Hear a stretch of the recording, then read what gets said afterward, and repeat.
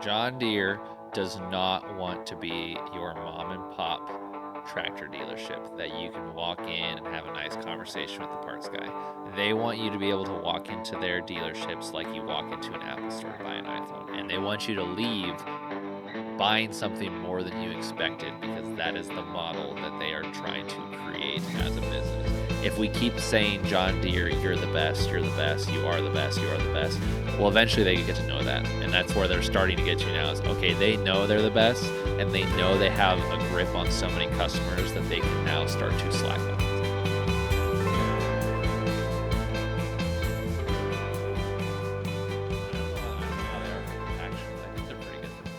I would think so. Yeah, they do distribute a lot of weight across the track. Yeah, but they suck at roading. Yeah, they do. They're definitely bad at roading, and they are a deal on, especially like worked headlands. They kick that berm up or whatever. Yeah. I think even on we've had a 2-track before. Even on unworked headlands, they berm some. So it's just something you have to live with if you have a 2-track. And they on those elevation changes too. They can ride rough. Yeah. So. Okay. Welcome to the Agriculture Podcast, guys. Welcome back to another episode. Podcast 2. Yeah, podcast 2, the Real Agriculture Podcast is actually like podcast 10 or 11 now or something like that. So, yeah, everyone says make it through the first 10 podcasts and you should be pretty good to keep going. So we did it. We made it. So that's nice. It's fun to do. I enjoy it. I think I like it almost as much as making and watching videos. Yeah. I don't know. I like making videos. I like seeing the views go up. I mean, if I was as talented as a photographer as you, I'd probably like it too. But I do like podcasts. I was telling Zach earlier, it's like there's no other setting where you get a. I should probably start recording on this too. There's no other setting where you just get to sit down, and people get to listen to you talk for 45 minutes to an hour. You just ramble. The only other people who get that privilege is pastors. That's right. Where people just get to sit down and they gotta listen to you till the end. I mean, you guys can click off whenever you want, but yeah, there is a joy in just being able to sit and ramble and talk, and so hopefully learn something too. So this week we're going to talk about one of my favorite topics, colors of machinery. I am a very big critic of a certain large green tractor manufacturer. And I'm not doing it just to pick on them. I'm just doing it because I have an issue. I have an issue with people swearing by one thing because it's what they do, and it's like I hear all the time, John Deere's the best. John Deere is better than everyone else. John Deere makes the best this. That's not as good as a Deere. Get that off of my Instagram feed. Why do I see? And I see stuff like this, and it's all the time. It is people, and I'll tell you that too from my Instagram reel views. Every single video I have done that has gotten over 100,000 views, I'm pretty sure every single one has had a green tractor in it. It's hard to beat the green tractor. They do look good. I'll give them that. Yeah, so we're going to talk about that this week. Tractors are a big deal. They are where farmers, especially in the Midwest, spend a very large chunk of their time farming. It's not everything, but during planting, spraying, and harvest, that piece of machinery is a machine that you spend a lot of time in. So it is a big choice, and it is a very expensive choice. I mean, there's $1 million combine sitting right behind us right now. That's like, that machine has to be a good machine for it to make sense financially. And so it's a big topic because it is something that can make or break a farm if you are dumb about it. It definitely. I mean, they're a part of the asset management of the farm, and it's hard for me to sit here and be super critical of John Deere when everything I own is John Deere. We are sitting within 30 feet. There are 1, 2, 3, 4 pieces of John Deere equipment. Yeah, we're very heavy investors in John Deere, and our fleet is, we don't have 100% John Deere, but it's pretty close. It's overall been a good company for us to to be with. We've had a lot of success with them.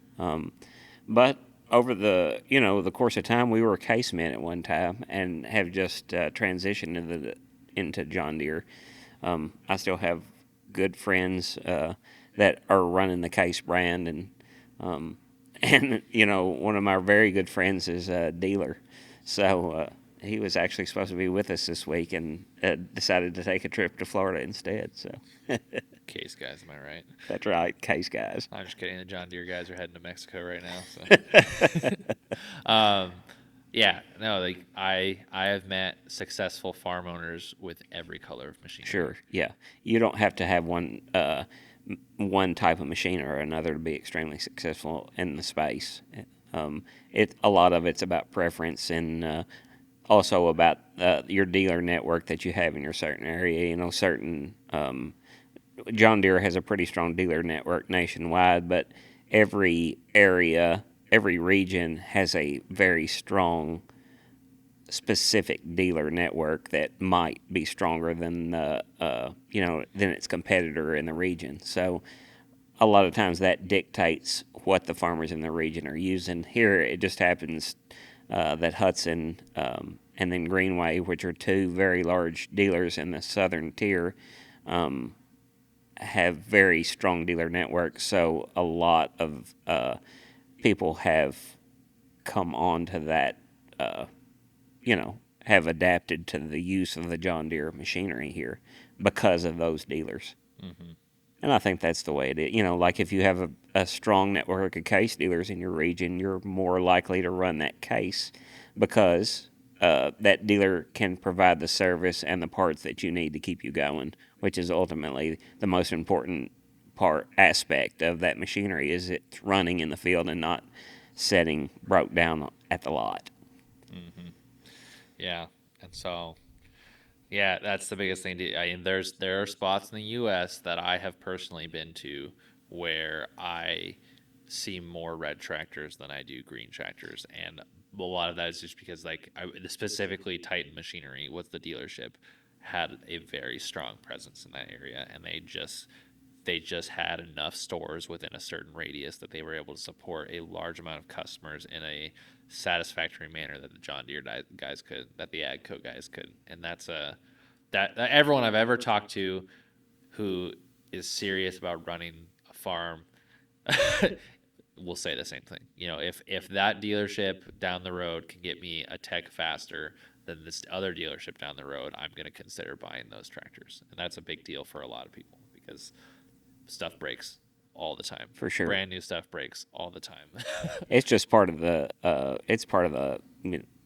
industry. Like your big machinery or little machinery, if you use it, is going to break. And it's an industry that's based a lot on timing, and so ultimately, the ability for that equipment to run hinges on the dealer and the part supply. And if you can't effectively supply parts or service and the machine won't run, then the farmer is going to go to a space that he feels like where he can get that service and part network that he needs.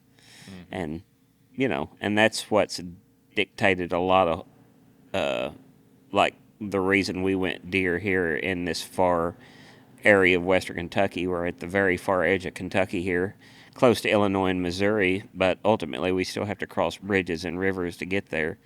Um, we don't have a close case dealer, or for that matter, any other dealer besides John Deere. And so ultimately, it's pushed us into that, manufacturer. Mm-hmm. And so this is where I started to get a little fired up. Just because Deere has the best dealer network does not mean they are the best tractor or the best tractor company.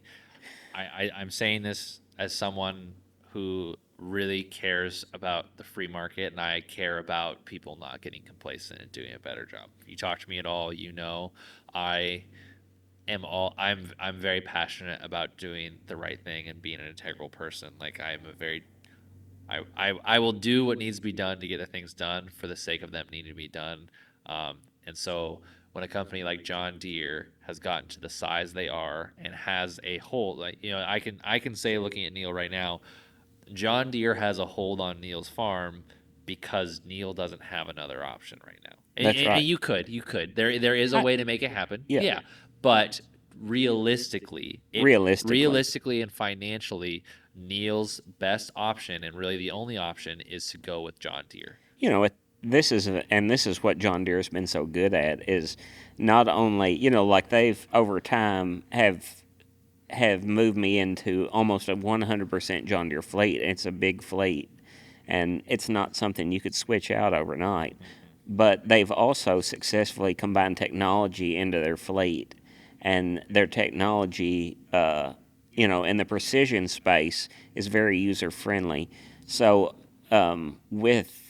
they've brought that technology on board all their basically our entire fleet, and so we use their technology to manage our farm day to day. And with the technology, along with the investment we have in the machinery, you're right, it's almost impossible for us. Maybe not impossible, but next to impossible for us to switch to to a different manufacturer.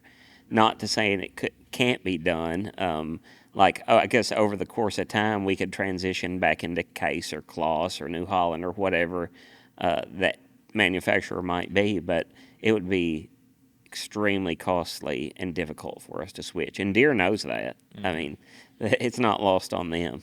I think that's part of the reason I heard you talking about them calling themselves a technology company. And I think this is part of the reason that they've done that. John Deere does not want to be your mom and pop tractor dealership that you can walk in and have a nice conversation with the parts guy. They want you to be able to walk into their dealerships like you walk into an Apple store to buy an iPhone. And they It's want you to leave buying something more than you expected because that is the model that they are trying to create as a business, which is fine. There's nothing wrong with that as a business.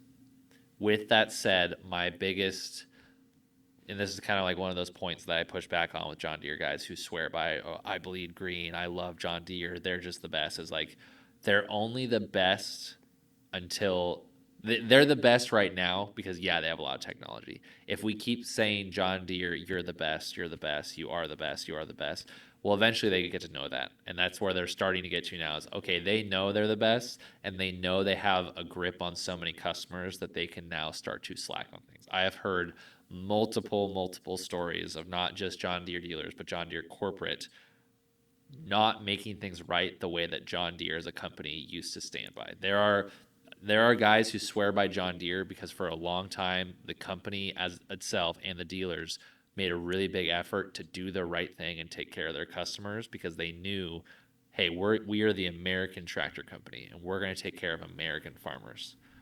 I do not see that in the way John Deere acts today, based on what I hear from people who work for John Deere, based on people who buy a lot of John Deere, based on dealers who work with John Deere, based on smaller dealers who are basically being pressured to be bought out by bigger dealers right now. No one's going to talk about that if they own Deere. I can talk about that because I don't own a single piece of John Deere machinery and I don't need to worry about them getting mad at me. If John Deere, if you want to get mad at me. Pushing your smaller dealers to be bought out by larger dealers and basically saying get big or go home is really just rude. I mean, it's fine, I guess, because you're in charge. I would tell those dealers to drop John Deere and go pick up a different tractor brand because that just drives me absolutely insane. To think of people who have probably been, especially I know of small town John Deere dealerships, 1 to 3 stores very loyal. that have been loyal to John Deere for sometimes 70 plus Yes. years.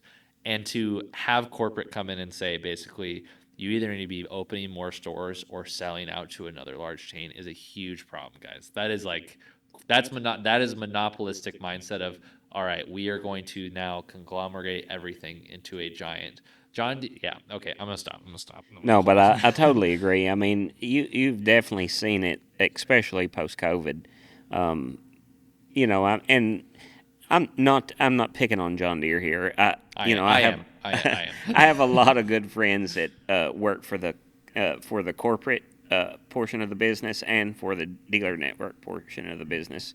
And there's still a lot of good people left in the Oh yeah, corporation. absolutely. And, I can say sitting here that if John Deere, my entire town's economy is dependent on John Deere, and a large portion of my close friend group is employed by John Deere. that's So right. I say all that saying, I say that all saying in the best wishes. I say all these things because John Deere needs to be pushed to do better for the sake of not just them as a company and their customers, but also as someone whose friends would lose their jobs if John Deere like failed. No, I totally agree with this, and that's where that's where I'm at with them. Is I know there's a lot of great individuals left within the dealer networks and in the company. It's the overall company mindset as a whole that I think has deteriorated some post COVID, and maybe even started pre COVID, just because of their dominance in the market. They know that they're the big dog on the block, and they can bully people around. And Yeah. I've heard some horror stories.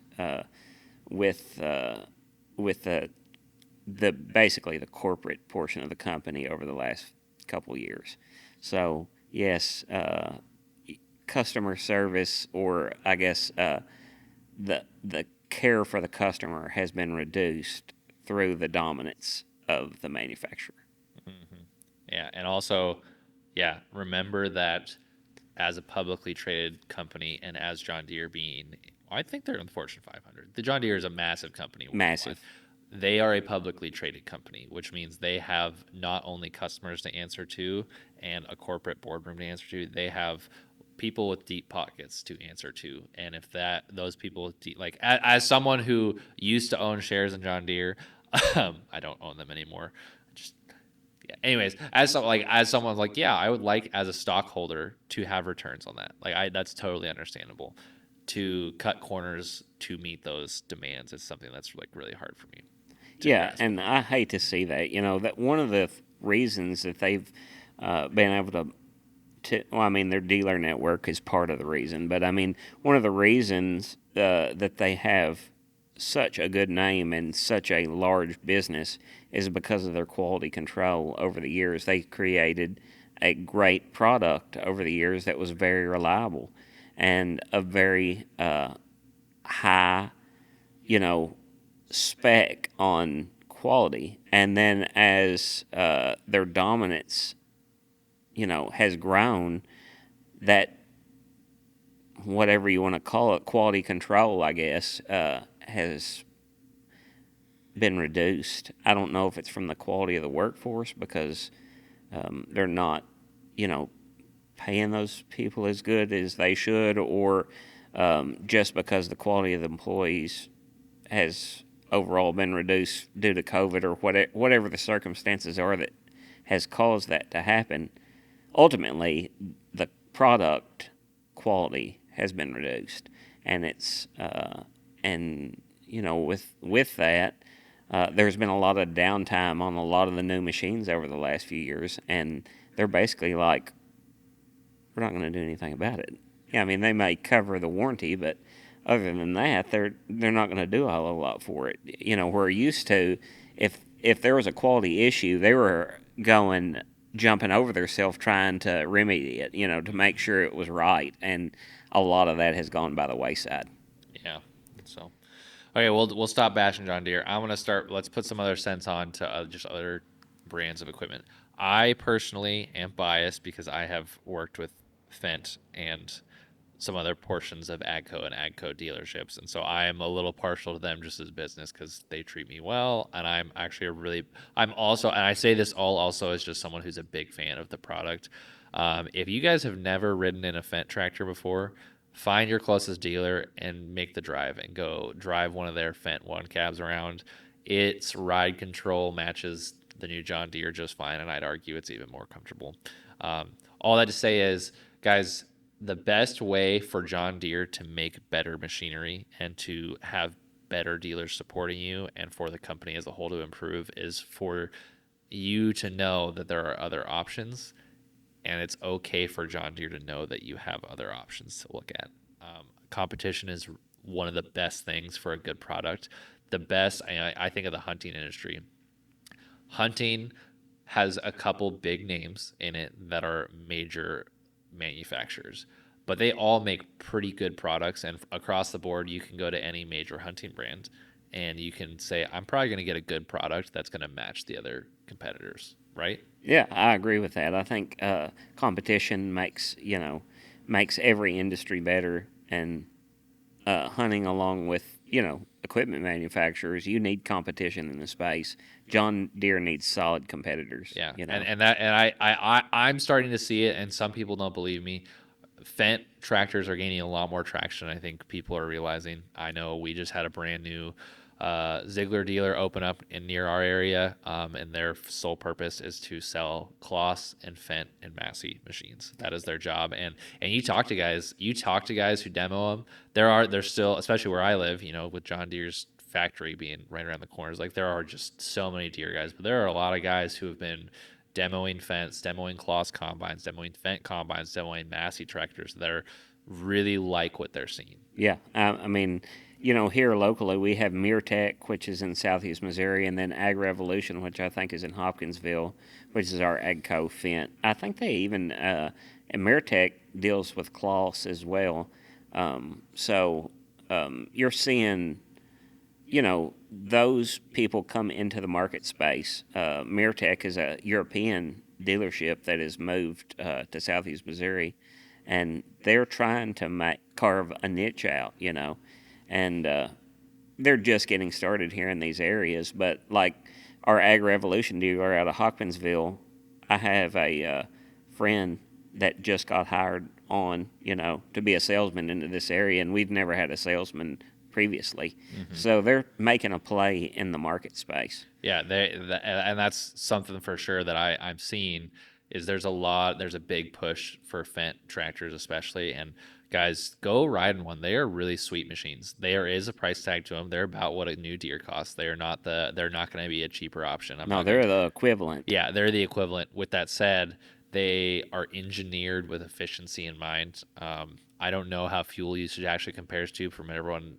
everything I've seen and people I've talked to. They say they're saving money on fuel and they are gaining efficiencies in a lot of areas just because the machines are designed for a European market that is super regulated. Yes. And you need to pinch every bit of profit you can out of it. And so not only that, also I just started thinking about emission stuff. I mean, if you live in a cold area, I'd be thinking about Fendt tractors just because they have been designed to work with emission standards that have been in Europe a couple years longer than the US has. So that's just a little plug for them. But also, I mean, Massey tractors are the same way. Massey's owned by AGCO now, but Massey Ferguson's kind of like I think has a real opportunity to be the budget nice option. Like they're cheaper than what a Fendt tractor would be or a John Deere tractor would be, even Case tractor would be, and they're not going to be all the frills, but they get the job done and they're a new machine too. You can go buy a low hour Massey for way cheaper than you could buy any other brand, and it's going to have a comfortable cab.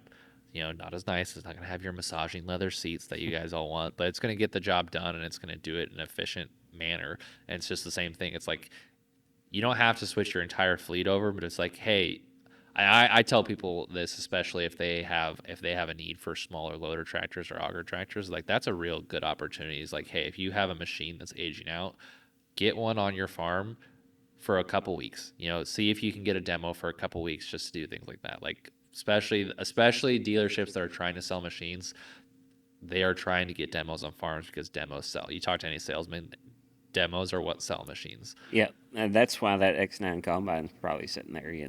Yeah. Demos, you get to see that stuff operate and to see the efficiency you can gain from it, and then it winds up on the farm. It does sell equipment, and I think the Fendt here locally, they have some attractive leases available. They are wanting to get machinery out there, as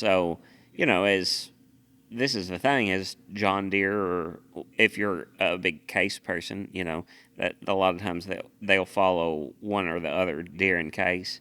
You know, as they price themselves out of the market, and there's an attractive Fendt lease over there, there's going to be some more adaptability to that region from that, cost-effective lease. And the other thing is to based on the reaction that your Deere or case rep might give you for demoing another machine, that can really tell you where that dealership's priorities are as your dealer. If the John Deere dealer gets really offended that you have another machine on your farm and they start servicing you more poorly, because that does happen. If they look at you and say, "Oh man, like we got to be cautious, guy. Like maybe we should pull back on our our outreaches, this guy," because there are dealers that really take care of their core customers. Like you, there are plenty, and if there are if there are people who are considering other machinery, that dealer has the option to either increase their like capacity to try to care for that customer, or they can reduce that. And if they reduce that, well, maybe they don't want to be the dealership that you're working with for your whole fleet, because that means their priorities are you as just a financial number on their spreadsheet. And if they can't handle you taking a demo, then they probably can't. They probably don't actually want to take care of you. I don't know as the other manufacturers as well or dealers, but I know like with John Deere, market share is a big part of their business model. And, like if you have 75 people in your area running a John Deere combine, and you have 20 new combines coming into that area every year, you need a large market share to be able to absorb that rolling of the fleet. You got to have a market for those used machines if you're a dealer, and so they hate to see those other manufacturers, if they've sopped up 80% of the market share, they don't want to lose 5% because there goes their market for their used machine.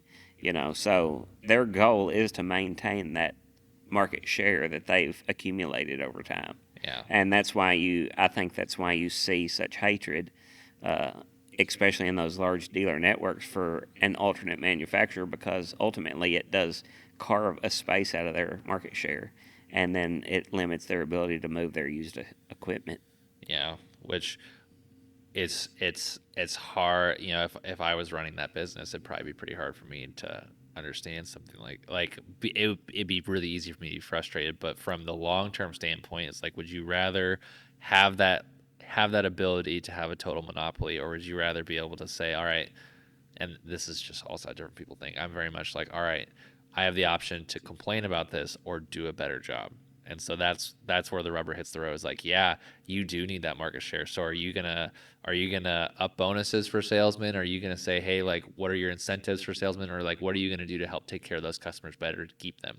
And ideally, everyone wins because your business is operating better and more efficiently. Your customers are hopefully happier because you're treating them better, because hopefully they might be getting some better deals, and they might.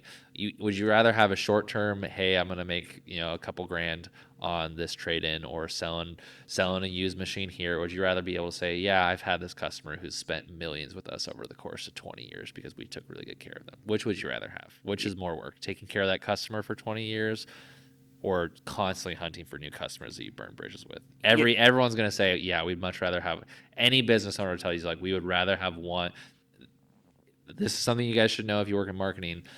The less effort you have to put into each sale, the better your business is running, because that sales time is the most stressful. It's a lot of work. You spend a lot of time doing free work that could also just totally, like, in the end, like, you could just not get paid for any of that. So if you have one customer that you're like, I want to keep working with you, and you just have 5 core customers, you want to have 5 core customers who are going to repeatedly buy from you than 20 customers who only pop in every once in a while, because that is far easier admin wise, work wise, and stress wise to deal with. And any business owner will tell you that, because it just, there's a reason nobody likes working at Walmart for a very long time. It's just because there is such like a, you have to deal with so many different people all the time in so many different capacities that it just wears people out. Like, it doesn't work as well. That's why people like companies like Trader Joe's function so much better. It's like they have a much smaller customer base, and you typically have way more repeat customers buying the same things. And so the management for companies like that is way lower, because they don't have to deal with as many customer complaints, as many problems, and staff stick around a lot longer because they like working there because it's less stressful. It compounds over and over and over sure. and over again.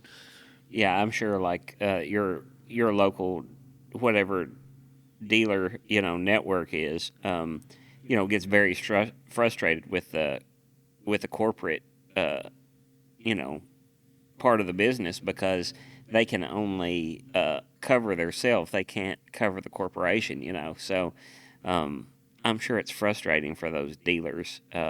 Like if the corporate's not do, like upholding their end. It's hard for the dealer can make up so much, but ultimately they have to make money too. And if the corporation is not willing to work with the dealer network and the farmer, um, it's got to be majorly frustrating for the dealer, you know. And I know Deere has got to the point where they're so strong financially that they can pretty much, throw the bird to the dealer if they want to, if Yeah. they so chose.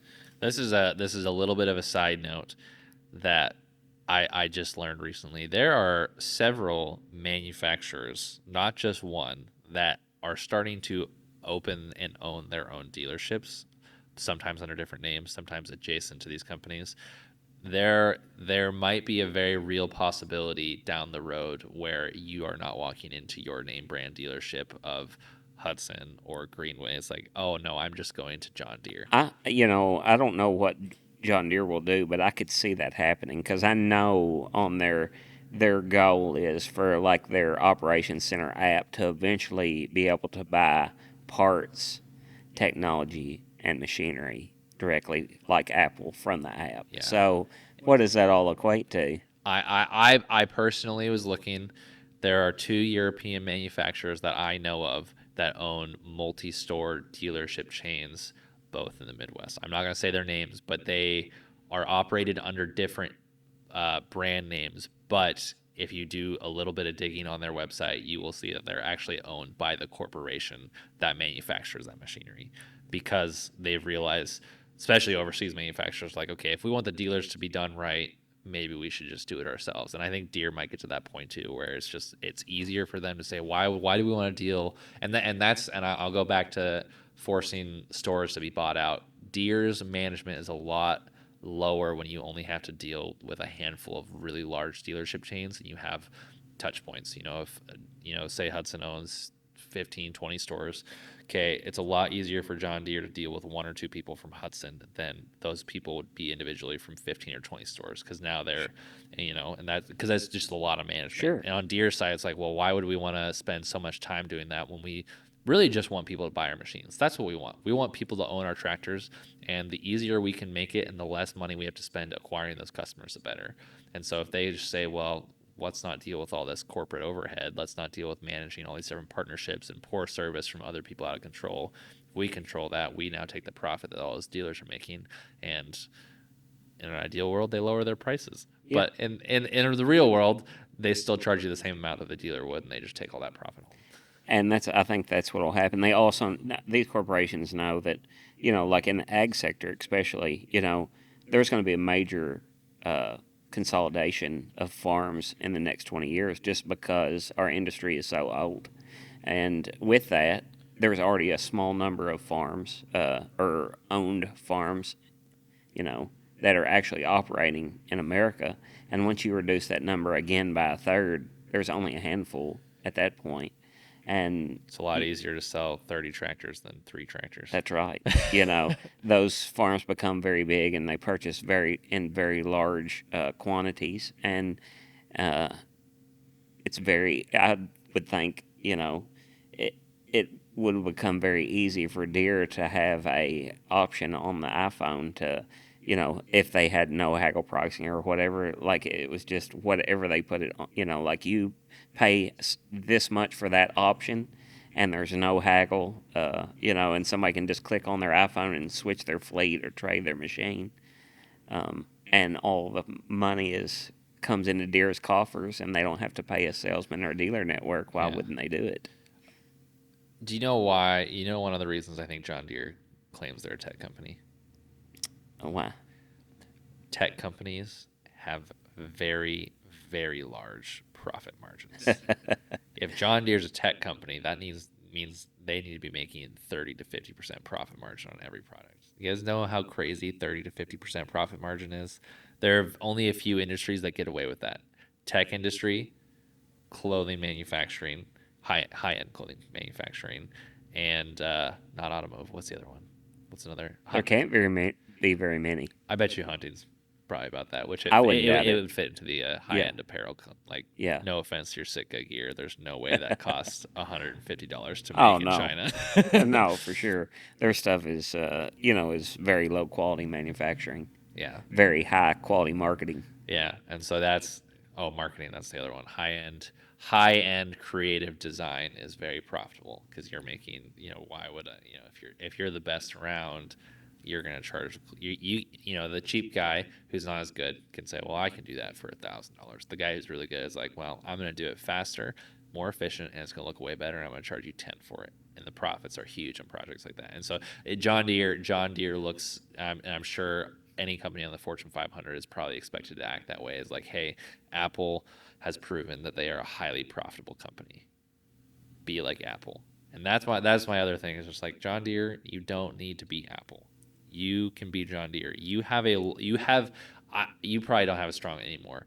John Deere, if anyone from your corporate marketing team is listening here, you guys have a household presence name that you have a really beautiful opportunity to not mess up. And I, as someone who grew up outside the ag industry and has a lot of friends outside the ag industry, currently the mindset behind the general population behind the John Deere brand is no longer they are making tractors for farmers. They charge a lot for their machinery and they don't let their farmers repair it. That is the narrative that has been constructed in the public's mind around John Deere, and that is not something you want. So anyone who's out there, just you have a real opportunity to turn that around in the next few years, or you're just going to burn a lot of bridges. So that'll be my last 2 cents on that. Yeah, no, I agree with that. Like, I think that cost them some clout, over the last few years with that battle in the courts. So, um, that along with I think there is a negative connotation to the amount of money that these machines cost. Ultimately, um, when you get down to it, they're a very smart company. They realize that their machines have to perform to a certain level to be able to ask a price for it. Mm-hmm. So they're not stupid enough to just put a price tag on something and not attach a value to it. Yeah, and And I'll never say John Deere makes bad machinery. Every John Deere machine I've ever been in typically runs really well, and I can't think of many instances where John Deere's put out a product and I'm like, oh yeah, that product was just bad. Like John Deere just doesn't. I know the engineers who work on this stuff. They have high bars they are trying to meet when they are yeah, designing things. and they're hard on themselves. The engineers that are designing this stuff they're super intelligent, the best in the world, and they're very hard on themselves. Ultimately, one of the reasons the deterioration of the quality is just they are releasing so much product onto the market that they just cannot, uh, effectively control all the quality aspects of it. And Yeah, and then instead of, this is the thing, if you're, this is where I would like to see them, address is, okay, I understand, like, of course, as a corporation, you're going to put as much product as you can on the market. And we all know that the quality of any of these manufacturers' product, I'm not only picking on John Deere here, I'm talking about any equipment manufacturer. Um, as they release all these products onto the market like they have over the last 3 or 4 seasons, and as a corporation that your quality control is down and you're having problems with a certain machine or a group of machines, I would like to see those problems addressed and not just glossed over. And that's where I think, like John Deere or Case or any, X, Fent, whatever you want to say, um, if if they would address that portion of it, I think it would just I know it would ease the farmer's mind, yeah, and it should help them in the public perspective because they'd quit getting so much negative publicity. yeah. And John Deere and all. I mean, it's every tractor company these days. There's been so many acquisitions in this space, and every ag tech startup I see these days, I'm like, you're just trying to get bought by a couple big companies. I see a lot of stuff like that, but there's been so much consolidation, like you're saying. I look at John Deere seems like they are buying some ag tech company every other week. There's some Silicon Valley tech startup that developed this revolutionary X thing, and they're like, John Deere's like, we want that on our machinery. We want that on our machinery, and that's awesome, and that is a really cost effective way to do R&D. Have some of their team, Sure. have some other investors spend all the time and headache trying to develop this new product. You can come in and say, all right, you've put a nice bow tie on the package for us. We're going to buy your technology and integrate with ours. Really cool, really great. But then you run into the same thing. You're trying to like you do that so many times, you start to lose some of that quality because you've gotten so caught up in releasing these new things, these new features. And I've talked to people at Deere about this. Like, I think there's a real threat for just a lot of bugs with everything so digital these days. Reliable machinery is super important. um, a mechanical breakdown can be fixed by you if you really needed to. I mean, it's pretty easy to change out a starter. It's change out an alternator, change out a turbo. That's not something that takes days. Not everyone knows how to code software quite yet. And so, especially if John Deere keeps locking down their system, we start to add all these different layers of technology onto the John Deere operating system that might have been developed by a different company.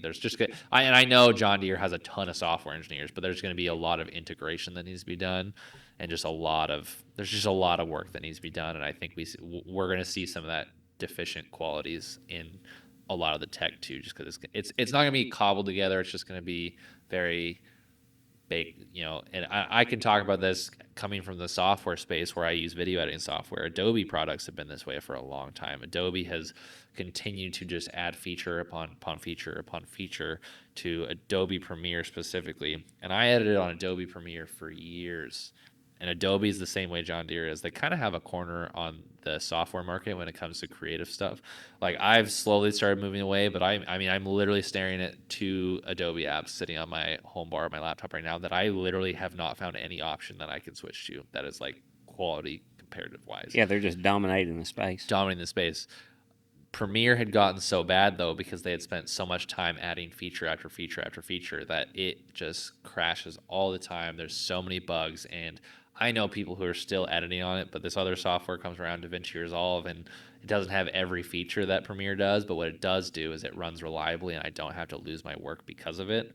And for that reason alone, I've said I'm going to switch over to this entirely for video work just because it's reliable and I need that. And so John Deere is probably going to run into that. And I know they'll figure it out. And I know Adobe's been retconning a bunch of stuff because they're like, oh shoot, we lost a bunch of customers this and that's what John Deere needs, guys. Like, I tell people, not that John Deere needs to lose our customers, it's just John Deere just needs a little push, like, hey, like, just try a little harder, maybe slow down a little, put some more thought into this. Like, you don't have to be pushing out the $1 million machines every single year because people will run out of money eventually. Yeah, and I heard Theo Vaughn talking about this and with Joe Rogan. I think it was maybe on Joe Rogan the other day or one of the podcasts or whatever, but they were talking about a digital society and if that digital platform ever went down from one MP or whatever a bug, whatever the case may be, it would just wreck the economy. Well, it would, I got to thinking about that. It would wreck the farming space as well.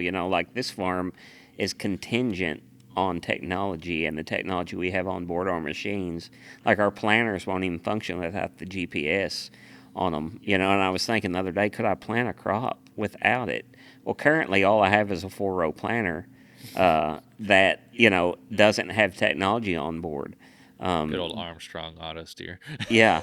So, I mean, I think the nation's crop could be in jeopardy if there was something like that where we had a technology breakdown and like it was across the whole industry where we don't have low tech equipment. This is pretty much not only on this farm, this is just across the whole agriculture space. Technology has invaded all of our equipment to the point where we can't effectively operate without it. So if we were to have a huge EMP attack, how do we plant our nation's crop?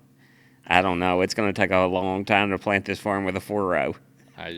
Yeah, I mean, because that's everything. Yeah, even planters used to be all mechanical. Everything was driven off of a chain and wheels. Yeah, That's just just as how ground drive. it just worked. And now it's like electric drive this, motor there, electric fan. You literally have to put a generator on your tractor to run your planter. That's where we are at. where tractors are not producing hydraulic fluid anymore. They're just and John Deere's newest CVT has an electric generator built in because so much of the new John Deere stuff just runs off electricity. Where Yeah, my you my corn planter is, like it has some hydraulic functions, but it is, by and large driven by electrical power, powered on a PTO generator. is your fan Off, electric too on there? let's see that I have a hydraulic, tank supply fan and a vac fan that sucks the seed to the plate, but all the drives, um, are electronic. So without that electrical power, and they don't know how fast to spin without GPS, tracking their speed going along the ground. So they have no idea how much. They won't even try to run without a GPS signal. So if that GPS network ever came down, the planters are basically scrap iron. So, anyways, not to scare you guys, just consider planting a garden. Yeah, no doubt. Corn's a pretty easy plant to grow in a lot of states. So, Yeah, yes. That's why you just have to question the.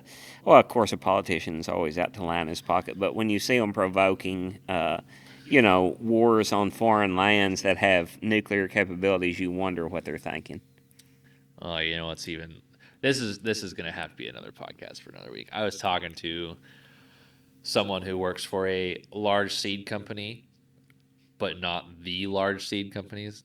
Syngenta is one of the largest ag chemical and seed companies in the world. China owned. China owned.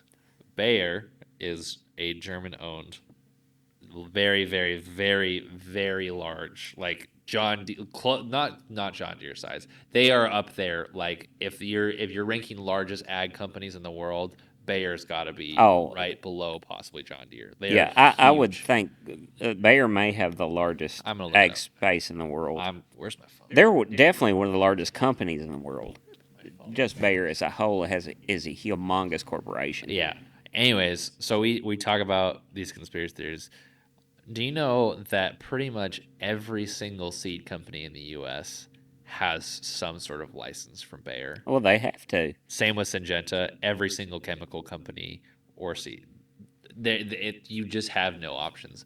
All it's going to take is a very bad day in world politics for the entire U.S.'s ability to plant crops, spray crops, produce crops. It's wild. Yeah, technology, with I see this talked about all the time on the internet, and I think the layperson doesn't understand um, about it, but a lot of these seeds are patent protected now and have technology patents, and the farmer signs a contract with these uh, corporations, say for Bayer for their technology. Like for instance, we grow Roundup seed here, soybeans or corn. You cannot save that seed that you grew the prior season with that corporation, and you know that going into the situation, you cannot save their seed or whatever, um, and but if there was a situation where we had a something major like an EMP attack where a crop couldn't be grown and there is no supply of organic seeds available, and like I grow um, seed here for Bayer that is sold to farmers later on this farm. If I couldn't get my crop out in a season because of that attack, because my planters wouldn't run, so we missed a crop here, and we supply a huge amount of seed for the southern tier for Bayer, and my seed wasn't supplied to Bayer, so Bayer doesn't have a seed to sell the grower. Where does the grower grow to buy seed? There's no there's no place, because it's not like organic seeds have been grown on a wide space in America. So in that situation there might not be enough seeds available to plant a crop. And so this is where I'll tie it back to we started this conversation about tractors. Um, but guys, local food systems are really important. I just finished a book that I talked about last week, A Return to Giving a Damn by Will Harris. And so once again, I don't agree with everything he talks about. He, bashes industrial and big ag in a way that I don't think is always constructive, but I'm also not going to tell him that his points aren't valid. Will Harris has built a food system and built up his local community in a way that is something that the U.S. used to be a lot more like. Um, and I think about it as like, man, I'm a really big fan of having affordable food. I think that's something we absolutely need, and we can't do that without industrial ag. With that said, if everything went bottoms up, Will Harris is the farm. His farm is the one I want to be around because he has not only created a successful business, but has created a farm entity that not only provides him with income, it also helps provide his employees with income, his employees with food. It brings jobs to the area. It's just one of these things. It's like, okay, that is a system. And he actually does talk about this in his book. He starts to go into some of that big ag stuff and how scary it is that so many of these large companies control so much. He goes into calling it a resilient food system, and that's a term industrial ag hasn't really caught on to marketing wise, but I think it's a really good term. What he has created is called a resilient system, and it's very rare in the U.S. I think we do. Our food system is very robust in the fact that we have a lot of food, but and I think COVID kind of proves it is a lot more fragile than we realize. He talks about that in the book too, is like the big, the big four meat packers in COVID when they had to shut down their plants. I mean, there were farmers slaughtering thousands upon thousands of pigs and chickens and cows because there was nowhere for them to go, and the system started to crumble. It's like, oh shoot, that linchpin is gone from these massive companies. Where the heck do I go to buy my pork and my beef and my chicken now? Sure, and I think that's one of the things that need to be addressed over the next decade here, locally and in the nation. Is just, and I think you will. I think farmers and ranchers are uh, they're industrious and they're innovative and they have a lot of ingenuity, and I think they're realizing a lot of these things we're talking about as time goes. That COVID showed them a bunch of vulnerabilities to the system that we're currently in. Also, I think you're seeing a lot of pressure from the consumer to know where their food comes from, to know how it's supplied, how if it is genetically modified, how it is genetically modified. With all these factors, I think you'll see a return, probably not to small farms, but I think you'll see industrial farms like this one, for instance, because I'm already thinking in that direction. How can we generate and create local markets for food produced locally? So if we did get into a situation where there was a large scale failure of the system, that in that local niche, your community would be taken care of through your local farms because they've already been thinking in that direction and have started to devote a portion of their production to that local market. Yeah, and I think Neil and I have talked about this in private before, but there's a real opportunity in the next decade for producers, especially, to capitalize on this. And I think we've seen the kind of trendy regen ag and kind of direct to consumer sales dominate a lot of the like small farm marketing space for a long time, and so because I work in that marketing space, I see it like, okay, that market's really saturated. But I think I've talked about this in the podcast before, but we have a dairy in our area called Hanson's Dairy. They have a dairy just outside of town. They do a bunch of school tours. You can take a tour of the dairy, and they run an ice cream shop with a bunch of locally grown products within that shop as well. So you can buy milk, you can buy cheese, and they have a gas station that does all those same things at a larger scale and is also a gas station. And so this local farmer-owned business that is just branded really well, doesn't sell nationwide, just within our bubble, does a phenomenal job of connecting with its consumers. And I can't think of any time I've ever had to see an ad for theirs on the internet, which is crazy. Like you just know who they are because you live in the community, and that's Sure. really cool. And I think there's a huge opportunity for that in so many different areas for those things to exist.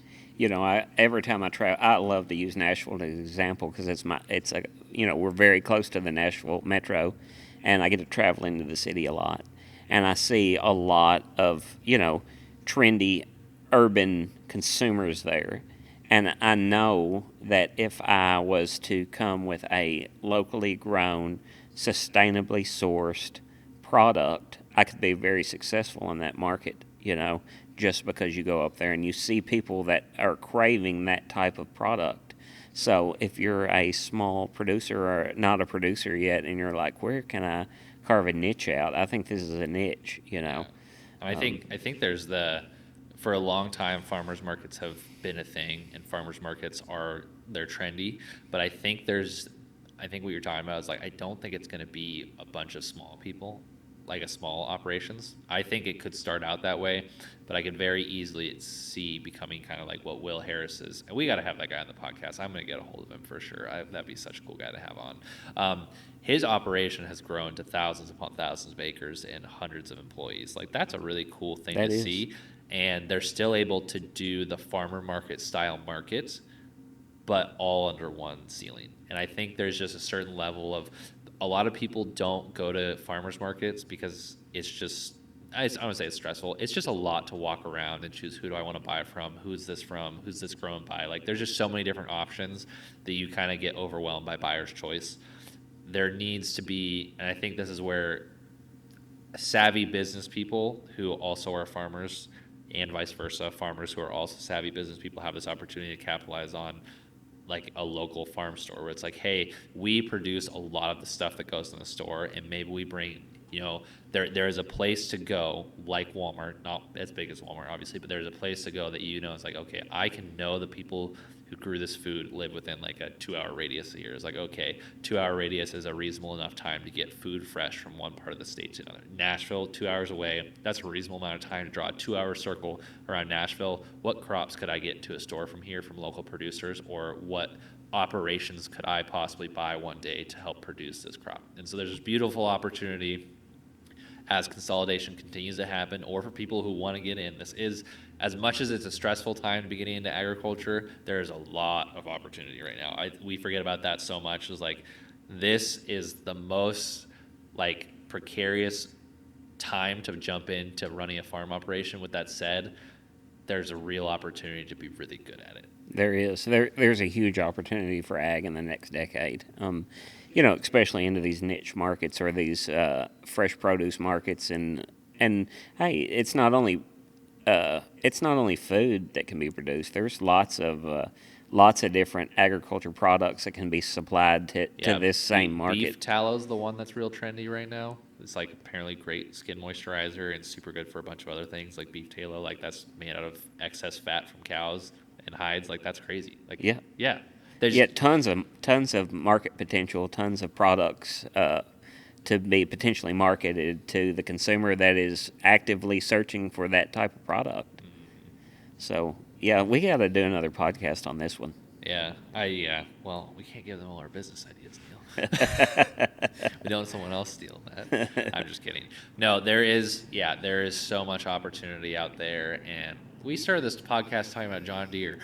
Yeah, and we've strayed off into niche ag. But this is the point of the podcast. Like we don't know a lot, but we know enough to have opinions about it, or we know enough to ramble about it. And guys, like this is like I think the reason Neil and I enjoy doing this is because we're both really opinionated, but also we're dreamers. We think about 10 years down the road, probably more than some people do, and maybe more than is reasonable, as my wife tells me. I'm a little too far in the future to forget what's going on in the present. I'm the same way. But there's a real opportunity not only for you as a listener to get involved in ag if you're not in it now, but also if you are in ag, it's like, hey, like it is an incredibly terrifying time to take on risk. Interest rates are high, farmland is as expensive as it's been, machinery is as expensive as it's ever been. There is also a really restless consumer market out there that is really also anxious about the world and really nervous about what's going on. And I think there is a beauty in the security of what agriculture is supposed to offer, of like, hey, like there's a real opportunity you have to connect with people that really want to know they have food to buy from. There's, I think, the conservative community, the conservative kind of homesteading slash prepper community right before COVID was like, oh, you're crazy for doing all that. Like, why do you have so many canning jars in your basement? Or like, why are you trying to buy some land to like raise animals? Now, even sane people are like, man, that's just like that wasn't a bad idea back Yeah, then, was it? You don't hear people saying, oh, you're crazy for doing no, that anymore. They're no, like, that's like putting money in the bank now. people, sane people, and I say that as someone who, I don't think it's insane, but like normal people look at that and say, prior to COVID, they would have said, that's ridiculous. Why would you do that? I can just go to the grocery store. I can go to Whole Foods if I want my organic produce. Now people look at that and they're like, oh, COVID happened. I should think about that. Yeah, You have space for me to come move out there? Like, yeah. I think there's been a lot of, and I think that's one of the reasons that you're seeing that niche, fresh produce space pop up in agriculture, or not only fresh produce, but like canned items and dried goods and stuff, just because people realize, oh, whoa, the system can break down very rapidly and I can't feed my family. And so with that, they've not only begin to try to adapt for that situation to happen, they've also looked for alternatives in case the situation does happen, so they have a plan. Yep. And so there's a real opportunity. I'll end it with this. There's a real opportunity for people starting out. Okay, group one, if you're anxious about where your food comes from, you don't know anything about food, guys, there are farmers out there that you can trust and have these conversations with who actually probably want to dialogue about it with you more than you think. They are out there, and if you can't find them, ask someone on the internet. They'll point you in the right direction. It's 2023, guys. You don't have to just Google it. Go on Instagram, go on TikTok. You'll find people where you can learn things from and learn to trust people. If you're a producer, you have an excellent opportunity to not only have a really good opportunity for your farm as a business and also as like a generational entity to like continue to grow that and continue to improve on that. You have the opportunity to build trust with a population that deeply distrusts the industry right now. People want to know. I am get told that all the time when I talk about my business and the purpose of it. They're like, that is really cool. I want to learn more about farming. Why? Because they don't know and they're curious or they're anxious, and people want to know that. So you have the opportunity to build that trust with the consumer. Just don't be a jerk about it. Be kind, be tactful, and that's okay. Third, if you are currently in the middle of trying to transition from either being a conventional farm exclusively to more consumer-based products, or vice versa, of like, hey, you've kind of been hobby farming for a while, you want to jump into the corporate scale farm, you want to up the game, you want to go full-time, take the leap, just do it. Like, I say this as someone who isn't currently farming but has started their own business and has taken on risk. I'm 2 years into this now, and I'm very thankful I did it. And at the very least, you won't live with thinking, I wish I had tried that. Just do it. If you don't own farmland yet, and you live near farmland, the USDA and the, Farm Credit will finance a piece of farmland if it is reasonable and you can afford it. You can start farming. It's very hard. It is very expensive. But chances are you can find a piece of land to start out farming on, and especially if you went into that niche market, you might actually be able to pay for it. Yeah. Second of all, if you don't know what you're doing and you're scared, there's people out there who will teach you, and there are neighbors who say, I might not. There are lots of old guys without kids out there who say, I want people to take over my operation one day because I would rather have someone take that over than to sell it, or to have my kids who don't want to farm sell it.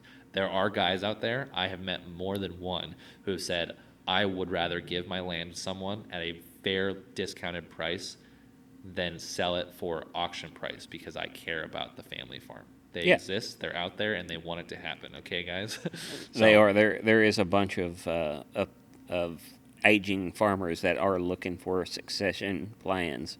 So is it against the realm of possibility that you can find a generational farmer that's ready to retire?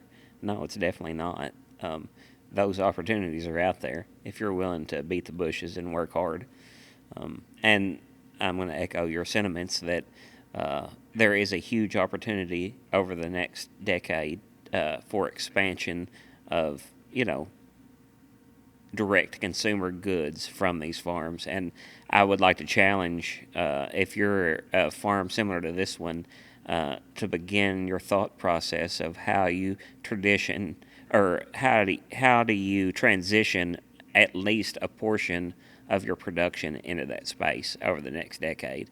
I think it's going to be crucial for all of us to diversify our income stream solely away from just the corn, soybeans, cotton, wheat rotation into some different types of crops and into some different types of production for us all to remain relevant in the space and just ultimately for the industry to grow as a whole. Yeah, absolutely. And if you guys have questions or are interested in doing it and you're like, I don't know what I'm doing, I don't know how to market this stuff, I will say get a hold of me on Instagram or through my website. I tell people this all the time. I am very busy, but I always have time. I am always busy. I always have something going on, but I always have time, and I try to pick up my phone every chance I get. If you have questions and you need encouragement, or you're like, I don't know how to start this. I don't know how to reach consumers. I don't know a lick about growing crops enough to actually tell you how to do it properly. What I do know how to tell you is how to reach people and how to engage with your community. I'm very passionate about that stuff. Seriously, I say this authentically. If anyone's listening is like, I think I want to try that, just call me. I'll pick up my phone. So you can find my phone number. It's actually way easier than it. Guys, it's really easy to get a hold of people. You don't have to try very hard. Just message them. They will respond at some point.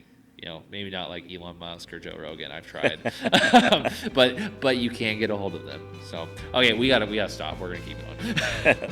That's right. Well, like, share, and subscribe. We appreciate your support, and thanks for listening to us. Yeah, thanks you for listening to the Agriculture